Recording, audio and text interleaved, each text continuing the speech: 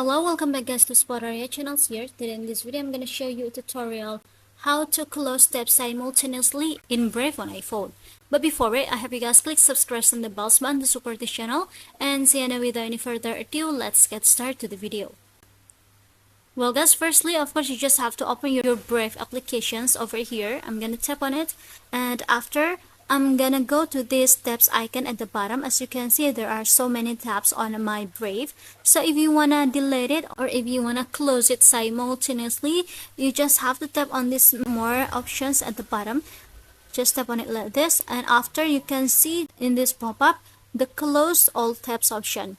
Now just tap on this one, the options, and as you can see there are no tabs again on my Brave applications, guys. Only this one.